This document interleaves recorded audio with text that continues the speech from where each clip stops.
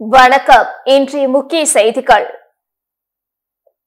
புதுவை மக்களுக்கு சமூக ஆர்வலர் திரு ஜோஸ் சார்லஸ் மார்டின் அவர்கள் புதுச்சேரி விடுதலை நாள் வாழ்த்து தெரிவித்துள்ளார்.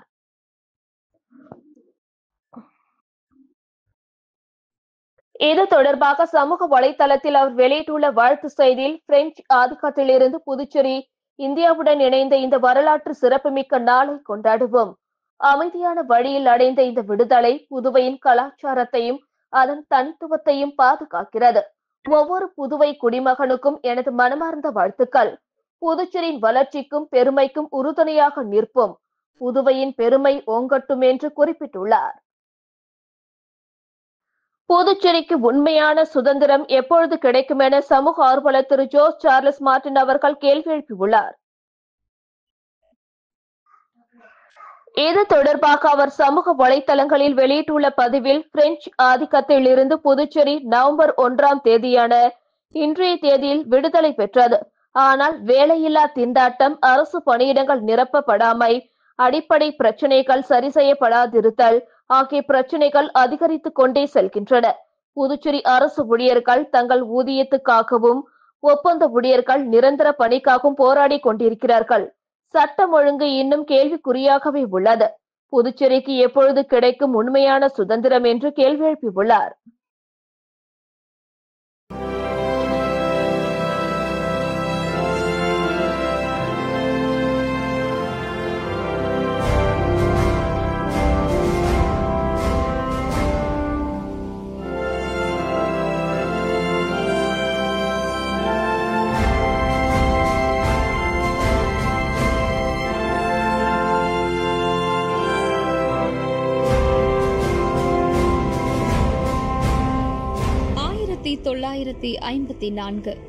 நவம்பர் 1 புதுச்சேரி இந்தியாவில் இணைந்த நாள். இது சுதந்திர நாள் என்றாலும் இன்று பலரின் வாழ்க்கையிலும் சுதந்திரம் என்பது வெறும் கனவாகவும் கேள்விக்குறியாகவும் மட்டுமே உள்ளது. வேலையில்லா திண்டாட்டம் ஒரு பக்கம், அரசு பணியிடங்கள் காலியாக இருந்தும் பல்லாயிரக்கணக்கான இளைஞர்கள் வேலை வாய்ப்பு இல்லாமல் தவித்து வருகிறார்கள். வேலை எதுவுமே கிடைக்கல, எங்களுக்கு வேலை வாய்ப்பு எதுவுமே கிடையாது. இதில் எங்கு இருக்கிறது சுதந்திரம்? பல நலத்திட்டங்கள் அறிவிக்கப்படுகின்றன. ஆனால் அத்திட்டங்கள் அனைத்தும் காகிதத்தோடும் வெறும் வெற்று அறிவிப்புகளோடும் நின்று விடுகிறது. போடுறேன்றாங்க, அதை வருதுன்றாங்க, இது வரைக்கும் இன்னும் போடவே இல்லை. மக்கள் வீதியில் இறங்கி இன்னும் போராடி கொண்டு தான் இருக்கிறார்கள். வீதியில் நின்றாலும் இன்றும் விடை கிடைக்கவில்லை. ஆஷா பணியாளர்கள், கௌரவ ஆசிரியர்கள், அங்கன்வாடி ஊழியர்கள் அவர்களின் ஊதியத்திற்காகவும் நிரந்தர வேலைக்காகவும் போராடி கொண்டே இருக்கிறார்கள். இவர்களுக்கு எப்பொழுது கிடைக்க போகிறது சுதந்திரம்? புதுவை பல்கலைக்கழக மாணவிகள் தங்களின் வழியை உணர்த்த தெருக்களில் இறங்கி போராடினார்கள். பாலியல் குற்றச்சாட்டுகளை அரசு கண்டுகொள்ளவே இல்லை. எங்கும் அடக்குமுறை, எதிலும் அடக்குமுறை. இதில் சுதந்திரம் எங்கு இருக்கிறது?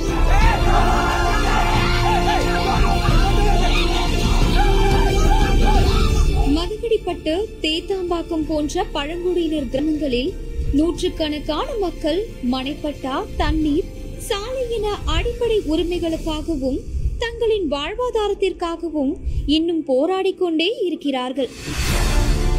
நிலமா அதுவா இதுவா கேக்குறவங்கள சொத்து சோகமா கேக்குற ஒரு மனப்பட்டா உக்கார ஒரு குந்த ஒரு இடம் அதுதானே கேக்குறோம். வேற எல்லாம் கேக்குறோம் உங்ககிட்ட. நாங்க 20 ஆண்டு கால போராட்டம், செவி சாய்க்காத அரசு. எங்களுக்கு பட்டாவே கொடுக்கல. கரண்ட் இல்லாத நாங்க இருட்டுல தான் இருக்கிறோம். எல்லாம் எங்க வீட்டெல்லாம் பாருங்க. என்று தீரும் இவர்களது பிரச்சனைகள்? மாகேவில் அதிகாரிகள் இல்லாததால் மக்கள் எருமை மாட்டிடம் மனு கொடுத்திருக்கிறார்கள். அரசியல் கட்சிகள் மாறினாலும் மக்களின் நிலை மாறவில்லை. இன்றும் போராட்டங்கள் தொடர்ந்து கொண்டே இருக்கின்றன. சுதந்திரம் இன்னும் வார்த்தைகளில் மட்டும்தான் ஒலித்துக் கொண்டிருக்கிறது. மக்களின் வாழ்க்கையில் இன்னும் வந்த பாடில்லை. இந்த நிலைமை எப்பொழுது மாறப்போகிறது? புதுச்சேரி மக்கள் எப்பொழுது உண்மையான சுதந்திர காற்றை சுவாசிக்க போகிறார்கள்? ஓய்வூதியர்களுக்கு முழு பென்ஷன் கிடைக்க புதுச்சேரி அரசு வழிவகை செய்ய வேண்டுமென சமூக ஆர்வலர் திரு ஜோஸ் சார்லஸ் மார்டின் அவர்கள் வலியுறுத்தியுள்ளார். இது தொடர்பாக சமூக வலைதளங்களில் அவர் வெளியிட்டுள்ள பதிவில், புதுச்சேரி கல்வி சட்டப்படி பென்ஷனுக்கான நிர்வாகத்தின் பங்கு 5%, அரசின் பங்கு 95% சேர்த்து அரசு நிதியுதவி பள்ளி ஓய்வூதியர்களுக்கு பென்ஷன் வழங்க சென்னை உயர்நீதிமன்றம் உத்தரவு பிறப்பித்துள்ளது. ஆனால் கடந்த 2 ஆண்டுகளாக சில பள்ளிகளில் நிர்வாகத்தின் பங்கு கிடைப்பதில்லை என்ற குற்றச்சாட்டு எழுந்துள்ளது. அதனை சோதித்து ஓய்வூதியர்களுக்கு முழு பென்ஷன் கிடைக்க புதுச்சேரி அரசு வழிவகை செய்ய வேண்டுமென வலியுறுத்துகிறேன் என்று குறிப்பிட்டுள்ளார். புதுச்சேரி ராக் கடற்கரையை அரசு பராமரிக்க வேண்டுமென சமூக ஆர்வலர் திரு ஜோஸ் சார்லஸ் மார்டின் அவர்கள் வலியுறுத்தியுள்ளார். இது தொடர்பாக சமூக வலைதளங்களில் அவர் வெளியிட்டுள்ள பதிவில், சுற்றுலா பயணிகள் அதிகம் வருகை தரும் புதுச்சேரியின் பிரபல ராக் கடற்கரையில் இருக்கும் சிறுவர் பூங்காவில் செடிகள் புதர் போல் வளர்ந்து காணப்படுகின்றது. குப்பைகளும் அப்புறப்படுத்தாமல் அலங்கோலமாக இருப்பதால் அதனை பராமரிக்க வேண்டுமென புதுச்சேரி அரசை வலியுறுத்துகிறேன் என்று குறிப்பிட்டுள்ளார். புதுச்சேரி மங்களம் தொகுதியில் தேசிய மக்கள் மன்றம் சார்பில் முடித்திருத்தும் மருத்துவ தொழிலாளர்களுக்கான நலத்திட்ட விழா நடைபெற்றது. புதுச்சேரியின் மங்களம் தொகுதியில் சமூக சேவகர் சார்லஸ் மார்டின் முன்னெடுப்பின்படி முடித்திருத்தும் மருத்துவ தொழிலாளர்களுக்கான நலத்திட்ட விழா நடைபெற்றது. இவ்விழாவில் முடித்திருத்தும் மருத்துவ தொழிலாளர்களுக்கு தேவையான உபகரணங்கள், சேலை மற்றும் வேஷ்டி ஆகியவை வழங்கப்பட்டது. அதனைத் தொடர்ந்து தேசிய மக்கள் மன்றத்தின் மங்களம் கிளையின் தலைவர் முனைவர் மு.க. கண்ணபிரான் உரையாற்றினார். அப்பொழுது எங்களுக்கு மரியாதை வேண்டுமென்று கேட்ட முடித்திருத்தும் மருத்துவ குடும்பத்தை சார்ந்த சகோதரி ஒருவரின் குரல் நெஞ்சை உலுக்கியது. அப்போதே அவரது குடும்பத்தினருக்கு மரியாதை செய்து கௌரவித்தார் முனைவர் மு.க. கண்ணபிரான் அவர்கள். இச்சம்பவம் நெகிழ்ச்சியை ஏற்படுத்தியுள்ளது. புதுச்சேரி விடுதலை திருநாளையொட்டி கடற்கரை சாலையில் நடைபெற்ற விழாவில் முதலமைச்சர் ரங்கசாமி தேசிய கொடியேற்றி வைத்து காவல்துறையினரின் அணிவகுப்பு மரியாதையை ஏற்றுக்கொண்டார். புதுச்சேரியின் விடுதலை திருநாளாக ஆண்டுதோறும் கொண்டாடப்பட்டு வருகிறது. இந்நிலையில் புதுச்சேரி விடுதலை திருநாளை முன்னிட்டு புதுச்சேரி கடற்கரை சாலையில் நடைபெற்ற விழாவில் முதலமைச்சர் ரங்கசாமி தேசிய கொடியேற்றி வைத்து காவல்துறை உள்ளிட்ட பல்வேறு படைப்பிரிவினரின் அணிவகுப்பு மரியாதையை ஏற்றுக்கொண்டார். தொடர்ந்து பள்ளி மாணவ மாணவிகளின் அணிவகுப்பு மற்றும் பல்வேறு கலைக்குழுவினரின் கலை நிகழ்ச்சிகளும் நடைபெற்றது. விழாவில் சபாநாயகர் செல்வம், சட்டமன்ற உறுப்பினர்கள், காவல்துறை மற்றும் அரசு துறை உயர் அதிகாரிகள் பங்கேற்றனர். இதனிடையே விடுதலை நாள் விழாவை சட்டமன்ற எதிர்க்கட்சித் தலைவர் சிவா உள்ளிட்ட திமுக, காங்கிரஸ் சட்டமன்ற உறுப்பினர்கள் புறக்கணித்தனர். புதுச்சேரியின் விடுதலை நாள் விழாவை முன்னிட்டு காரைக்கால் கடற்கரை சாலையில் அமைச்சர் திருமுருகன் தேசிய கொடி ஏற்றி காவல்துறையினரின் அணிவகுப்பு மரியாதையை ஏற்றுக்கொண்டார். புதுச்சேரி மாநிலம் காரைக்காலில் பிரெஞ்சு இந்திய பகுதிகளான புதுச்சேரி, காரைக்கால் உள்ளிட்ட 4 பிராந்தியங்கள் இந்தியாவுடன் இணைந்த நாளான இன்று புதுச்சேரி விடுதலை நாளாக புதுச்சேரி அரசு அறிவித்தது. இதனை அடுத்து புதுச்சேரி விடுதலை நாள் விழாவை முன்னிட்டு காரைக்கால் கடற்கரை சாலையில் புதுச்சேரி குடிமைப் பொருள் வழங்கல் துறை அமைச்சர் PRN திருமுருகன் தேசிய கொடியேற்றி காவல்துறையினரின் அணிவகுப்பு மரியாதையை ஏற்றுக்கொண்டார். விடுதலை நாள் விழாவை முன்னிட்டு குடிமைப் பொருள் வழங்கல் துறை அமைச்சர் திருமுருகன் தொடர்ந்து காவல்துறையினர், தேசிய மாணவர் படை மற்றும் நாட்டு நலப்பணி திட்ட மாணவர்கள் பங்கேற்று அணிவகுப்பு நடைபெற்றது. பள்ளி மாணவர்கள் கலந்து கொண்ட கலை நிகழ்ச்சிகள் நடைபெற்றது. புதுச்சேரி விடுதலை நாள் முன்னிட்டு சுதந்திர போராட்ட தியாகிகளுக்கு அமைச்சர் திருமுருகன், ஆட்சியர் மணிகண்டன் சால்வை அணிவித்து வாழ்த்து தெரிவித்தனர். புதுச்சேரியில் உள்ள அனைத்து குடும்ப அட்டைதாரர்களுக்கும் விரைவில் மாதந்தோறும் 2 கிலோ கோதுமை வழங்கப்படும் எனவும் முதலமைச்சர் ரங்கசாமி விடுதலை திருநாள் உரையில் தெரிவித்துள்ளார். புதுச்சேரி கடற்கரை சாலையில் நடைபெற்ற விடுதலை திருநாள் விழாவில் உரையாற்றிய முதலமைச்சர் ரங்கசாமி, முதியோர் மற்றும் ஆதரவற்றோருக்கான ஓய்வூதிய திட்டத்தில் புதிதாக 10,000 பயனாளிகள் கூடுதலாக சேர்க்கப்பட்டு ஓய்வூதியம் வழங்கப்பட்டு வருவதாகவும், மேலும் 5,000 புதிய பயனாளிகளுக்கு விரைவில் ஓய்வூதியம் வழங்க நடவடிக்கை எடுக்கப்பட்டு வருவதாகவும் கூறினார். புதுச்சேரியில் உள்ள அனைத்து குடும்ப உணவு பங்கீட்டு அட்டைதாரர்களுக்கும் மாதம் 2 கிலோ கோதுமை வழங்குவதற்கான ஒப்பந்த புள்ளி இறுதி செய்யப்பட்டுள்ளதாக தெரிவித்த முதலமைச்சர் ரங்கசாமி, விரைவில் மாதந்தோறும் 2 கிலோ கோதுமை வழங்கப்படும் என தெரிவித்தார். புதுச்சேரி மாநிலம் இன்றைக்கு அடைந்துள்ள வளர்ச்சிக்கு அதன் விடுதலைக்கு பாடுபட்ட விடுதலை போராட்ட வீரர்களின் தன்னலமற்ற தியாகமே அடித்தளமாக அமைந்துள்ளது. அவர்களின் தியாகங்களை இளைய தலைமுறையினர் அறிந்து கொள்ளும் வகையில் புதுச்சேரி கீழூர் நினைவிடத்தில் அமைந்துள்ளது போல் காரைக்காலிலும் ஒரு நினைவிடம் அமைக்கப்படும் என்றார். வில்லியனூர் கொம்யூன் பஞ்சாயத்து சார்பில் புதுச்சேரி விடுதலை நாளை முன்னிட்டு ஆணையர் ரமேஷ் தேசிய கொடி ஏற்றி வைத்து பள்ளி மாணவ மாணவிகளுக்கு இனிப்புகள் வழங்கினார். புதுச்சேரியில் பிரெஞ்சு ஆட்சியில் இருந்து விடுவிக்கப்பட்டதை நினைவுகூரும் வகையில் நவம்பர் 1ஆம் தேதி விடுதலை நாள் கொண்டாடப்படுகிறது. அதனை சிறப்பாக கொண்டாடும் விதமாக வில்லியனூர் கொம்யூன் பஞ்சாயத்து சார்பில் புதுச்சேரி விடுதலை நாளை முன்னிட்டு ஆணையர் ரமேஷ் தலைமையில் தேசிய கொடி ஏற்றப்பட்டது. இதனைத் தொடர்ந்து விழாவில் கலந்து கொண்ட பள்ளி மாணவ மாணவிகளுக்கு நோட்டு புத்தகம் மற்றும் இனிப்புகள் வழங்கப்பட்டது. விழாவில் உதவி பொறியாளர் சத்யநாராயணன், இளநிலை பொறியாளர் பிரதீப் குமார், இளநிலை எழுத்தாளர்கள் மற்றும் ஏராளமான ஊழியர்கள் கலந்து கொண்டு விழாவினை சிறப்பித்தனர்.